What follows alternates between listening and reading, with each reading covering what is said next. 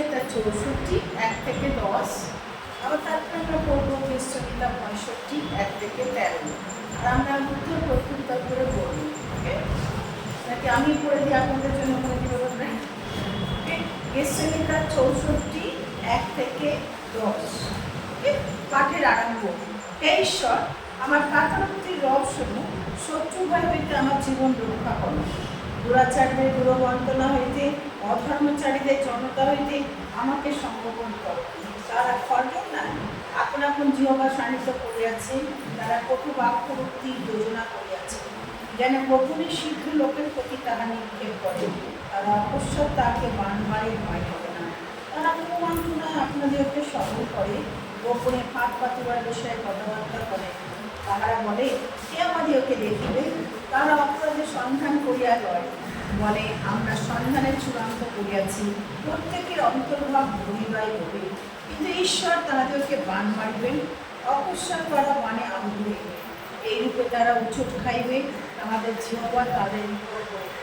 যত লোক তাদেরকে দেখিবে, সকলে মাথা নাড়িবে, আর মনুষ্য মাত্র ভীত হইবে। তারা ঈশ্বরের কর্ম প্রচার করিবে, আর তাহার কার্যে বিবেচনা করিবে। ধার্মিক লোক সদাপ্রভুকে আনন্দ করিবে, তা শরণাগত থাকিবে, আর সরল চিত্ত সকলে শ্লাঘা করিবে। আমেন। এবার 65 আমরা দেখি। 65, হে ঈশ্বর, সিওনের প্রশংসা তোমার অপেক্ষা করে, তোমার উদ্দেশ্যে মানব পূর্ণ করা যাইবে। হে প্রার্থনা শ্রবণকারী, তোমারই কাছে মধ্যমাত্র আসিবে। অপরাশ্রম হইতে আমাকে প্রবল, তুমি আমাদের অধর্ম সকল মার্জনা করিবে। ধন্য সেই ব্যক্তি যাহাকে তুমি মনোনীত করিয়া নিকটে আনো, সে তোমার প্রাঙ্গণে বাস করিবে। আমরা পরিতৃপ্ত হইব তোমার গৃহের উত্তম দুর্গে, তোমার পবিত্র মন্দিরের উত্তম দুর্গ। হে আমাদের জানেশ্বর, তুমি ধার্মিকতার ভয়ানক ক্রিয়া দ্বারা আমাদেরকে উত্তর দেবে। তুমি পৃথিবীর সমস্ত প্রান্তের দূরবর্তী সমুদ্রবাসীদের বিশ্বাস দেবে। তুমি নিজ শক্তিতে পর্বতগণের শ্রাবণকর্তা, তুমি পরাক্রমে কটিবন্ধ। তুমি সমুদ্রের গর্জন, তাহার তরঙ্গের গর্জন ও জাতিগণের কোলাহল শান্ত করিয়া থাকো। বা প্রান্ত নিবাসীরা তোমার চিহ্ন সকল দেখিয়া ভয় পায়। তুমি প্রত্যুষে সন্ধ্যাকালে উদয় স্থানকে আনন্দ গানময় করে থাকো। তুমি পৃথিবীর তত্ত্বাবধান করিতেছ, উহাতে জলসেচন করিতেছ, অবিষদ ধর্নাট্য করিতেছ। ঈশ্বরের নদী জলে পরিপূর্ণ, এইরূপে ভূমি প্রস্তুত করিয়া তুমি মনুষ্যদের শস্য প্রস্তুত করিয়া থাকো। তুমি তাহার সীতা সকল জলসিক্ত করিয়া থাকো, তাহার আলি সকল সমান করিয়া থাকো। তুমি বৃষ্টি দ্বারা তাহা প্রবল করিয়া থাকো, তাহার মুকুটকে আশীর্বাদ করে থাকো। তুমি আপন মঙ্গলভাবে বৎসরকে মুকুট করিয়া থাকো। তুমি তোমার চক্র চিহ্ন দিয়া পুষ্টিকর দ্রব্য করে, আর তাহা প্রান্তরস্থ চড়ানোর স্থান সকলেতে ধরে, এবং উপপর্বতগণ অর্শরূপে কটিবন্ধন পায়। মাঠ সকল মেষপালে ভূষিত হয়, জলভূমি সকল শস্যে পরিপূর্ণ হয়। তারা আনন্দ ধ্বনি করে, তারা আনন্দ ধ্বনি করে। আমেন। এসব তার কথিত বাক্যে কী করবো? আশীর্বাদ করবো। আরেকটি বাক্য রয়েছে, যেটা নাকি পরে আমি প্রার্থনা নিয়ে যাব। আমরা জানি সামনে পয়লা বৈশাখ আসছে, এই বাক্যটা তুলতে এক্সপেকটেশন আমি আপনাদেরকে দেবো। আসুন আজকে যে বাক্য আমাদেরকে দিয়েছে, যে তুমি যাহাকে মনোনীত করে থাকো ধন্য, সে তোমার প্রাঙ্গণে বসবে, পরিতৃপ্ত হবে। আমি আজকে ঈশ্বরের কাছে এসছে, আমাদের পরিতৃপ্ত হবো। দেহ মন আত্মা আমাদের কী করবে? ঈশ্বর পরিতৃপ্ত করবে। আর তার ঈশ্বরের নদী কি সবসময় জলে কি পরিপূর্ণ, তার ভূমি সকল তিনি সীতাকে কী করেছেন? পরিপূর্ণতা দিয়েছেন, সিদ্ধ করেছেন। আজকে যখন এসছি, আসুন আজকে আমরা আনন্দ গান করি, ঈশ্বরের সাক্ষাতে তাকে জয়ধ্বনি করি, কারণ তিনি আমাদের ধারণকর্তা। তার অজানা কিছু নেই, তার কর্ণের অগোচরে কিছু থাকে না, তার চক্ষুর অগোচরে কিছু থাকে না, সবই তিনি জ্ঞাত আছেন। সকলে আমরা যখন এসেছি নিজেকে প্রস্তুত করি, সকলে আমরা চোখ বন্ধ করে আছি, আমরা ঈশ্বরের কাছে শান্ত হই, আর তাকে বলি, বাবা তুমি আমাদের কাছে এসো, বাবা আমাদের জীবনকে পরিপূর্ণতা দাও। আমরা তোমার প্রাঙ্গণে এসে শান্তি নিবাস করি, তোমার প্রাঙ্গণে এসে পরিতৃপ্ত হই। প্রভু তোমার কাছে সমস্ত চারদিকে যত রকম গর্জন, হয়তো কোলাহলের গর্জন, মনুষ্যের গর্জন, কিন্তু তুমি যদি জাতিগণের কোলাহলকে শান্ত করে থাকো। হয়তো আমাদের হৃদয়ের মধ্যে অনেক গর্জন উঠেছে, আশেপাশের লোক যে নানা রকম মারাত্মক বান আমাদেরকে গর্জন করিয়াছে, কিন্তু প্রভু তোমার কাছে এসে তুমি শান্ত করো আমাদের মনকে, আর যেন আমরা তোমার সঙ্গে গানে চলতে পারি। হালেলুয়া প্রভু। তোমাকে আরেকবার রাখি প্রভু যিশু নামে। প্রভু আজকে এই স্থানে যখন এসছি পরিপূর্ণতা দাও, তোমার উপস্থিতির মধ্যে প্রত্যেককে রাখো প্রভু। প্রভু ছোট বড় আবার বৃদ্ধ বনিতা সকলে একই নাম যেন ডাকুন, যিশু নাম, যে নামে পরিত্রাণ প্রাপ্ত হয় মানুষ, যে নামে আনন্দ গান করতে পারে, যে নাম মহানাম, যে নামে শয়তান দূরে পালায়, যে নামে রোগ মুক্ত হয়, যে নামে মৃত্যুকে জয় করে ফেলেছে, যিশু নাম মহাশক্তিশালী নাম। আমি তোমার কাছে আমরা প্রার্থনা করছি প্রত্যেকটি ভাই বোন সকলকে প্রভু তোমার সেই তোমার আস্বাদন করতে সাহায্য করো প্রভু। তোমার সেই উপস্থিতির মধ্যে রাখো। তোমার চরণ ধরিতে লেগে চালনা দাও তুমি প্রভু। আমরা চরণের মেষ তুমি আমাদেরকে সেই চালনা দাও দয়া করে প্রভু। তখন আমরা উপাসনা করবো, উপাসনার মধ্যে দিয়ে তুমি উৎসর্গিত হও। সে গান, সে বাক্য, যা কিছু আসবে প্রভু তোমার উদ্দেশ্যে সমর্পণ করি। মানে তুমি প্রভু না বললে আমরা কেউ কিছু করতে পারি না। তাই তোমার বাক্য, তোমার উপযুক্ত ভগবানের বাক্য যেন তোমার কাছ থেকে আসুক প্রভু। যে গান আজকে পাশে মনোজ সিলেক্ট করে সেই গান যেন তোমার অভিষিক্ততা নিয়ে আসে, এই জায়গাকে পরিপূর্ণতা নিয়ে আসে।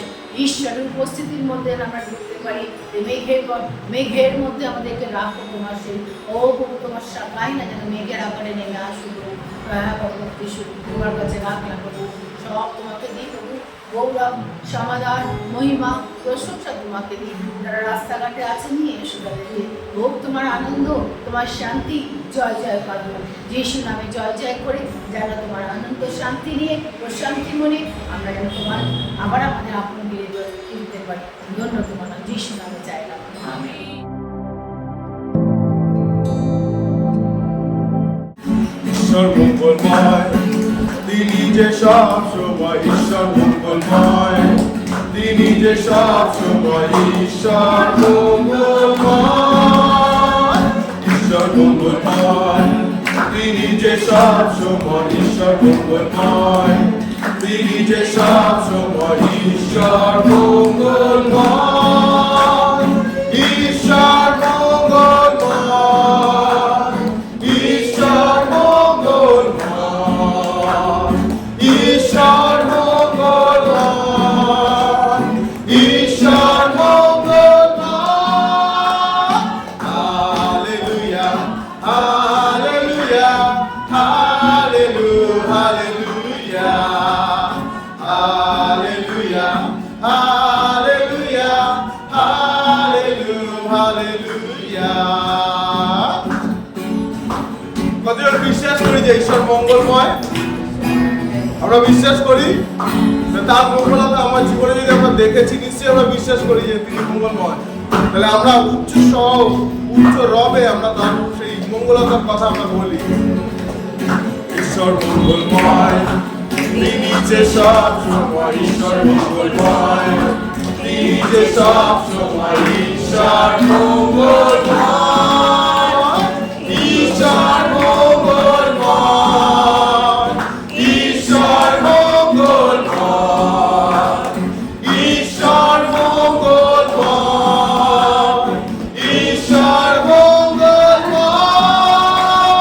Hallelujah, hallelujah, hallelujah, hallelujah, hallelujah, hallelujah, hallelujah.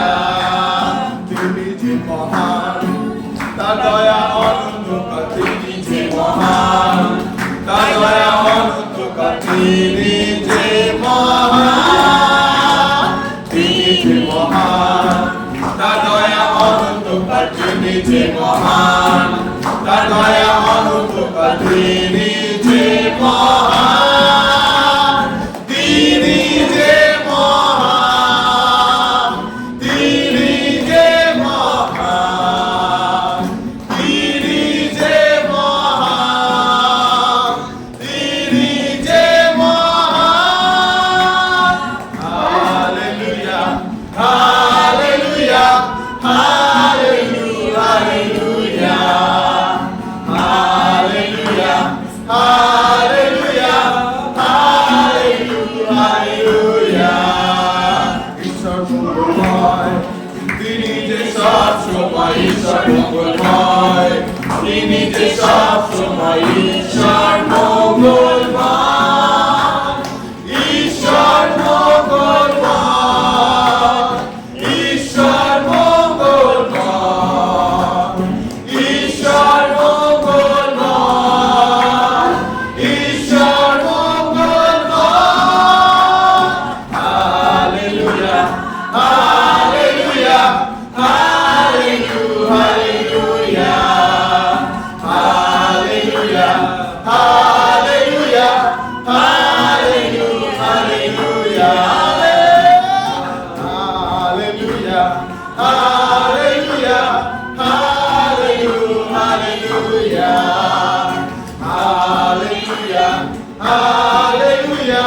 Hallelujah, hallelujah.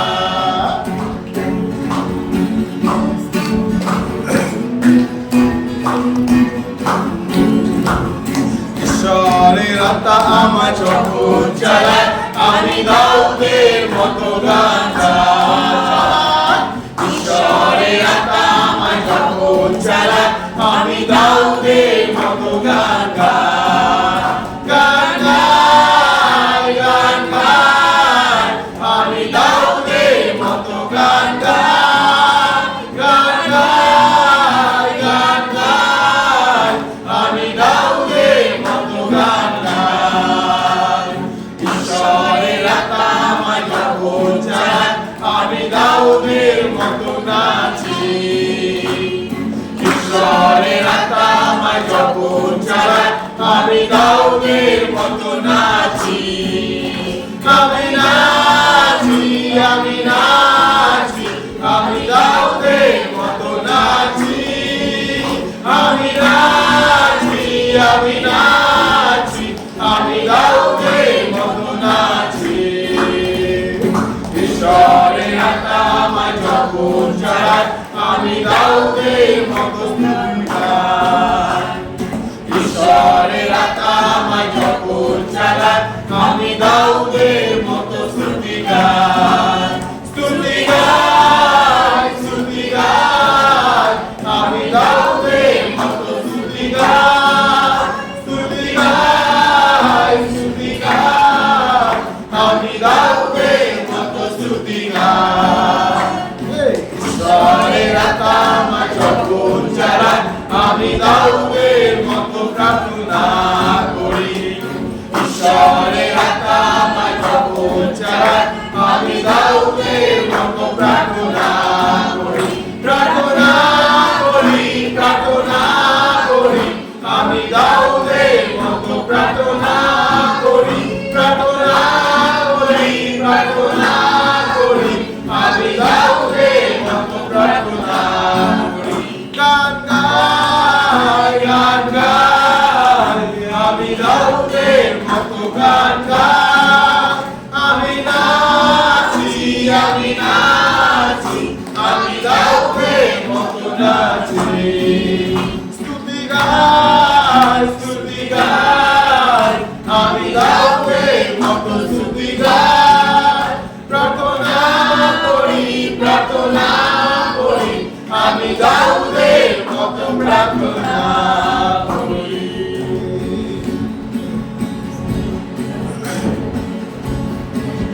ও গান গাই, গান গাই,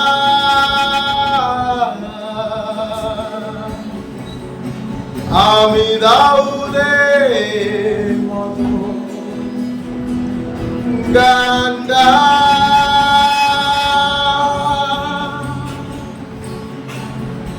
To worship our King. Oh, গান গাই, গান গাই, আমি দাউদের মতো গান গাই।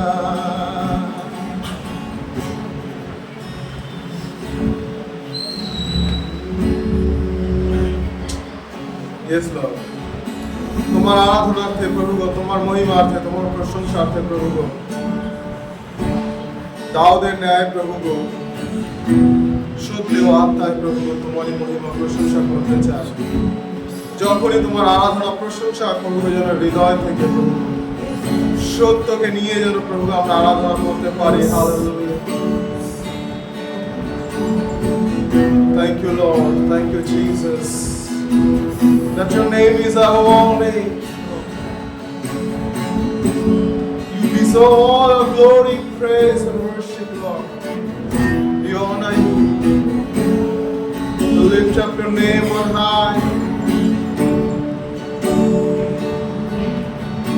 প্রভু গো, তোমারই নাম, শুধু তোমারই নাম প্রভু গো, সে পবিত্র নাম প্রভু গো, আকাশের নিচে মনুষ্যদের সাক্ষাতে দত্ত আর কোনো নাম নেই যে নামেতে পরিত্রাণ পাইতে পারি, কিন্তু একমাত্র নাম যিশু নাম।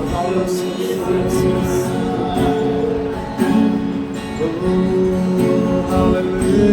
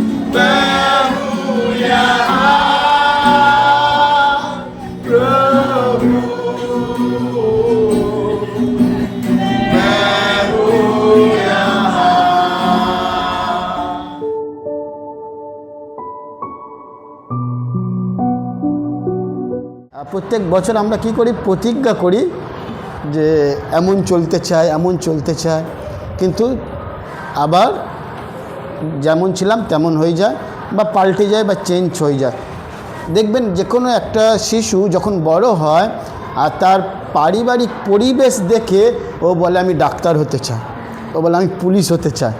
আর পুলিশ হতে গেলে কি কি করতে হবে ও জানে না, বাট ও কোনো পুলিশকে দেখেছে আমি পুলিশ হবো, সিনেমার মধ্যে কোনো কিছু দেখেছে আমি ওনার মতো হবে, এনার মতো হবে, কিন্তু ওর পরিবেশ আর ওনার ফ্যামিলি ব্যাকগ্রাউন্ড থেকে ওকে অন্য পথে চালনা করে।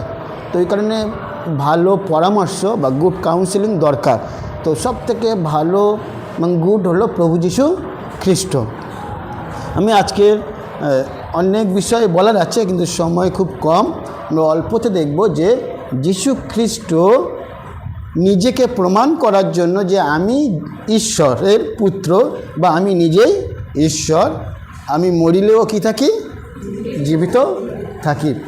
তো দেখুন, যখন যীশু খ্রিস্ট জন্মগ্রহণ করেছেন মাতা মেরির গর্ভে থেকে, তখন থেকে উনি প্রমাণ দিতে চলেছিলেন যে আমি ছাড়া আর পৃথিবীতে অন্য কেউ নেই যে নামে তুমি পরিত্রাণ পাবে।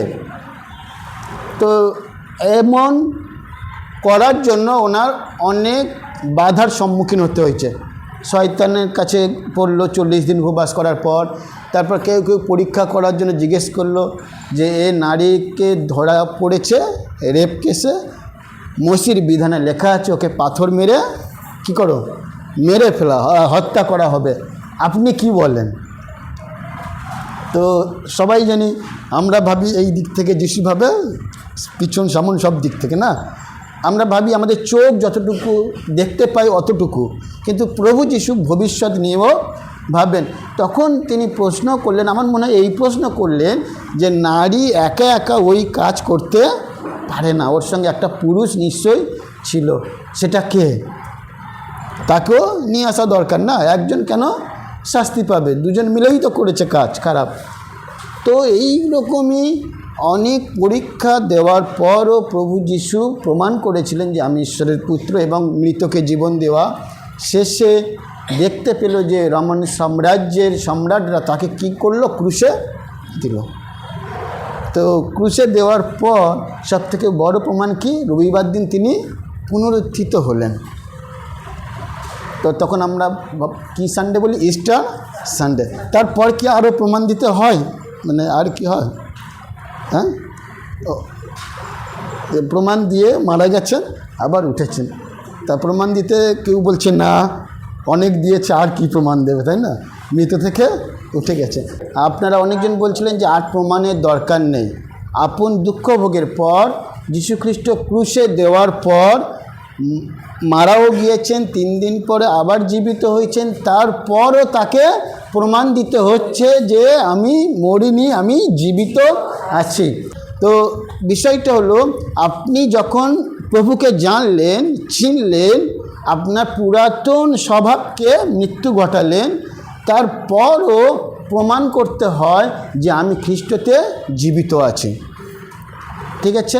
তো এই কারণে যীশু খ্রিস্ট মারা গিয়ে উঠলেন যখন, এর থেকে বড় প্রমাণ হয় না আমাদের কাছে।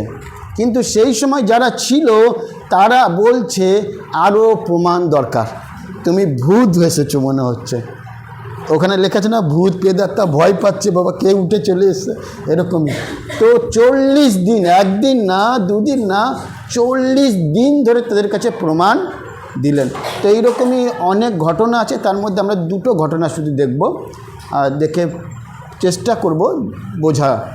দেখুন, অনেক ঘটনার মধ্যে মগদলিনী মরিয়ম প্রথম দৌড়ে গেছে, তারপর গালিলে শিষ্যদের দেখা দিলেন, তারপরে সমুদ্রে জাল ফেলে কটা মাছ পেয়েছিল, 153টা।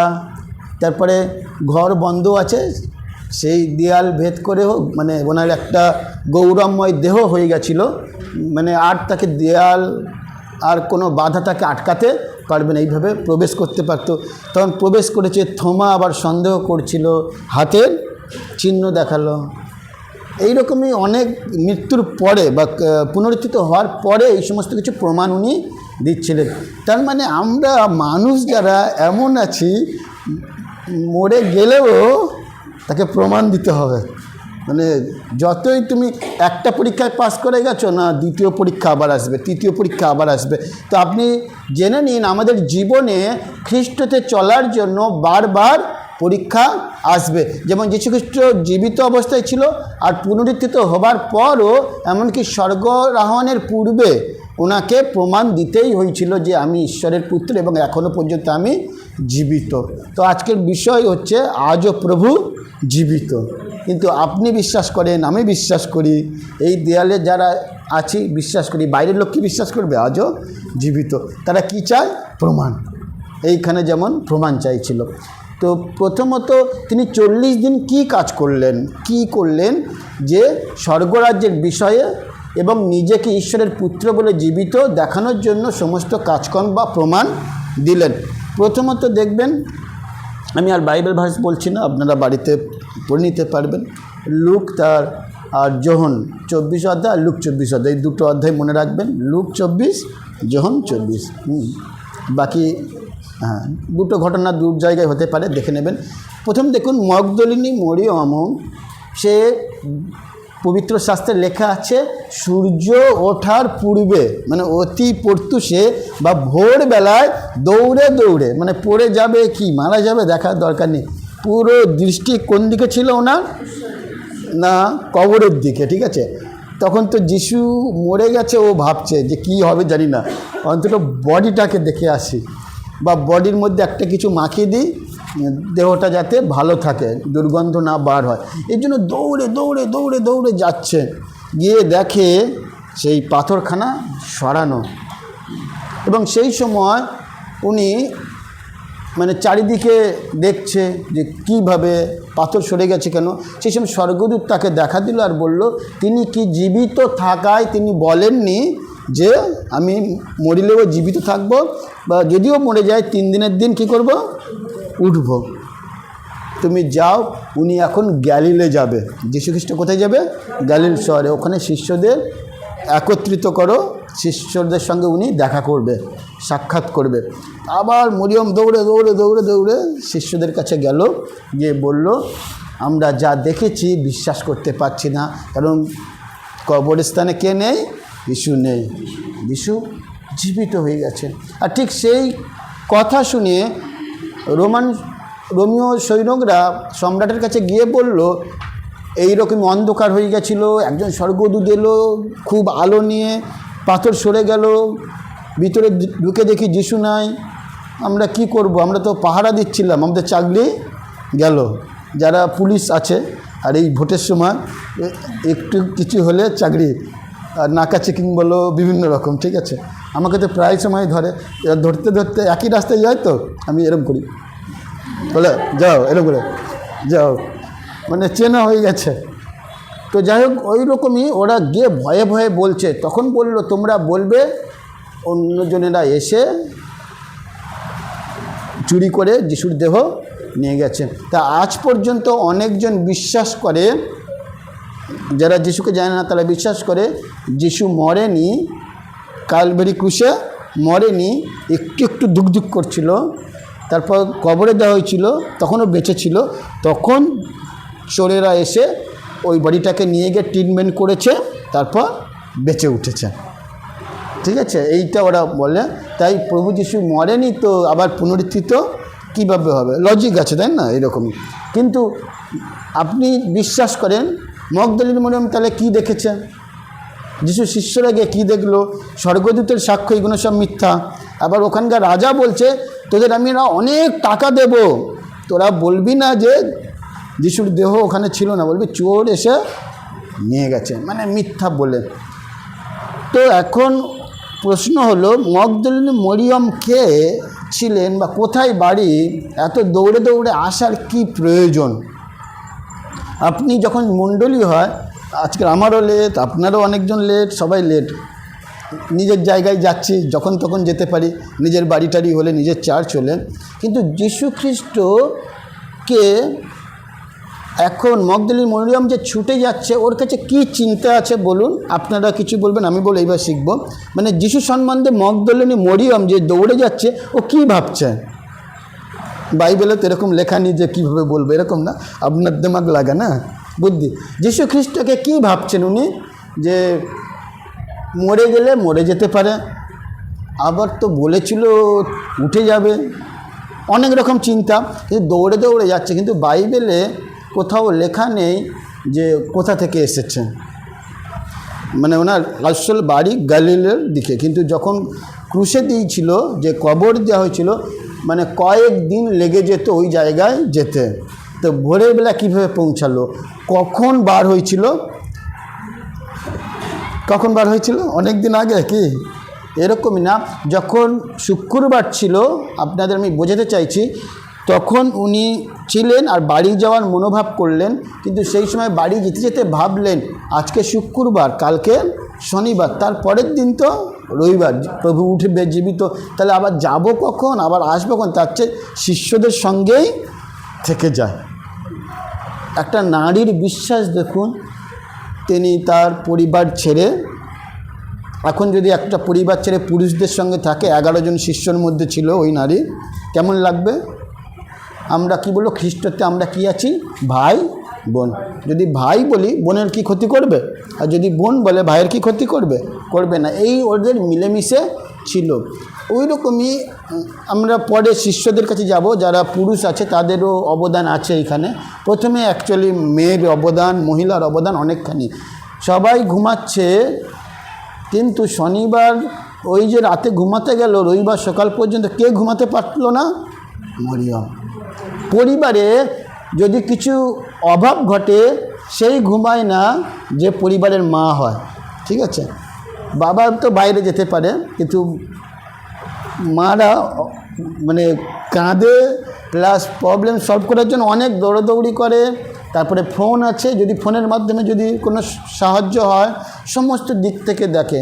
কিন্তু মরিয়ম ওই রাতে শোয়ার সময় আমার মনে হয় নিশ্চয়ই উনি প্রস্তুত করে নিয়েছিল, মানে বারবার ঘড়ি দেখছে বা টাইম দেখছে, কখন সকালে, কখন সকালে।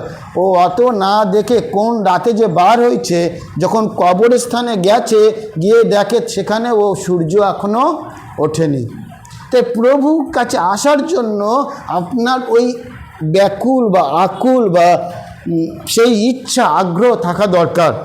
ওখানে দেখুন সে মরিয়ম কি করলো, ভোরবেলা উঠে গেলাম, অনেক ভোরবেলা। আর প্রভু ওকে তারপরে আবার শিষ্যদের কাছে গিয়ে বললেন। শিষ্যরা যখন গেল, এইখানে খুব সুন্দর কাহিনী আছে।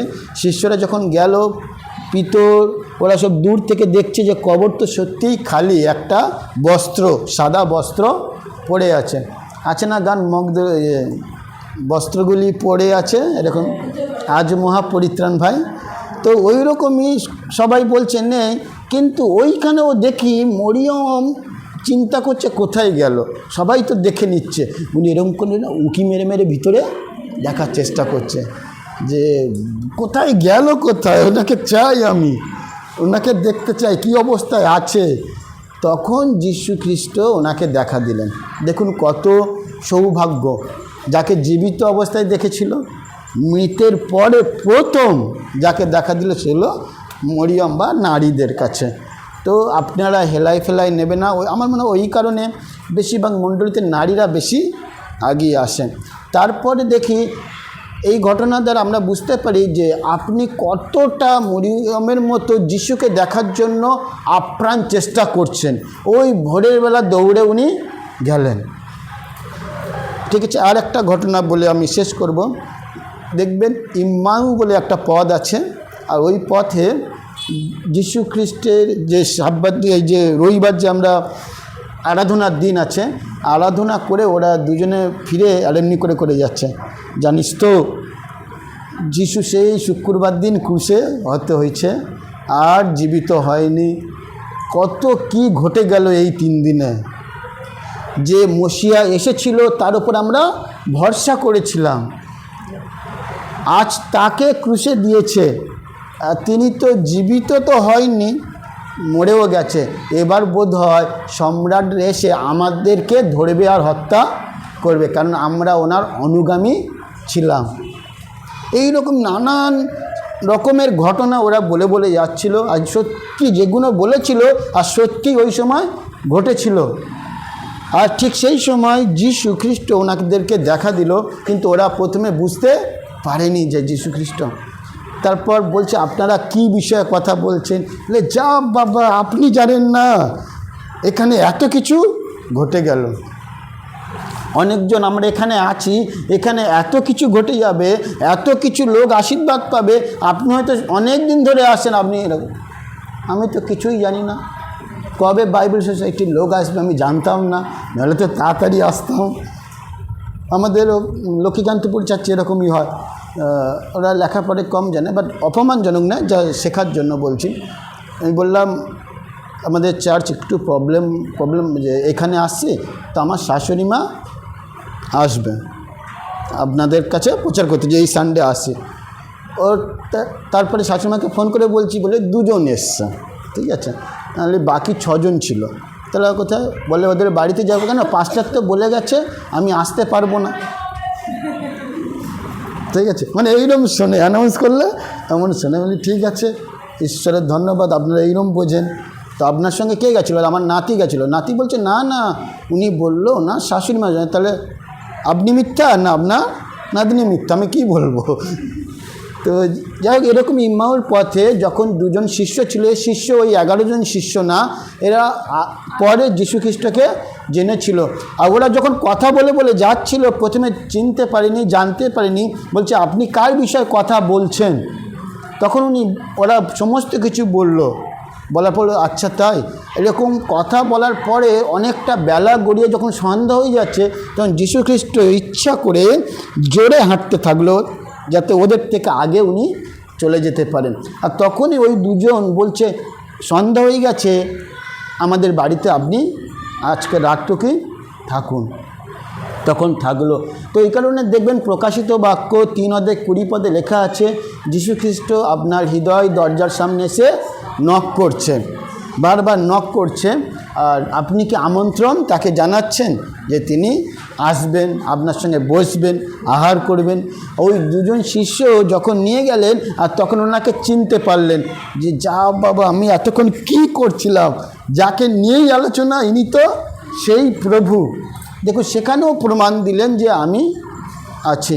তো আজকের দিনে আপনি পথে যাচ্ছেন, বা যেই থেকে বাপ্তিস্ম নিয়েছেন, বা যেই থেকে প্রভুকে চিনেছেন, কতবার প্রভু যীশু খ্রিস্ট আপনার সঙ্গে সাক্ষাৎ করতে এসেছে, কিন্তু আপনি না চেনার ভান করে তাকে বিতাড়িত করেছেন।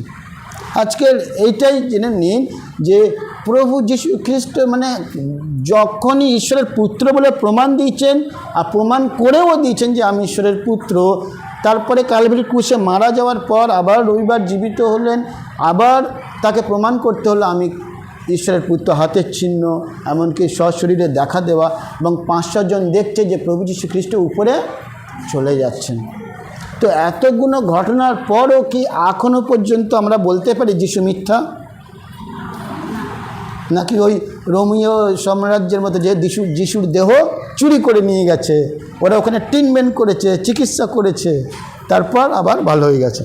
তাহলে স্বর্গদূত কি মিথ্যা সাক্ষ্য দিল? মগদলিনী মরিয়ম তাহলে কি মিথ্যা বলল? 39 ঘা বেতের আঘাত মারার পর কি সে বেঁচে থাকতে পারে? আবার সেই সৈন্যরা এখানে বল্লভ ঘষিয়ে রক্ত কি হয়ে পড়ছে, জল হয়ে পড়ছে, সেগুলো কি মিথ্যা ছিল?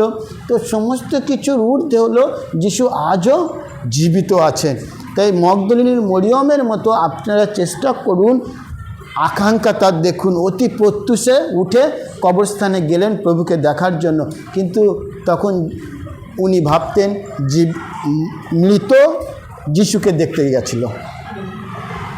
তখন উনি জানতেন যে মৃত দেহর উপরে আমি সুগন্ধ কিছু লাগাবো। আজকে প্রভু জীবিত, আমাদের কতটা ইচ্ছা আছে তার কাছে আসা।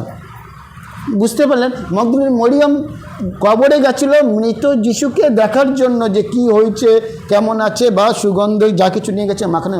আজকের প্রভু জীবিত আছে, আমরা তাকে কতটা আগ্রহের সঙ্গে আসছি। অতি প্রত্যুষে ওখানে লেখা আছে, কোন সকালে বার হয়েছে, কোন রাত থাকতে থাকতে আমরা জানি না, পথের মধ্যে বিপদ ছিল কি জানি না, একটাই মহিলা একা চলে এসছে। যদি প্রভুর নাম নিয়ে আপনি বার হন, প্রভু আপনাকে সুরক্ষা প্রদান করবে।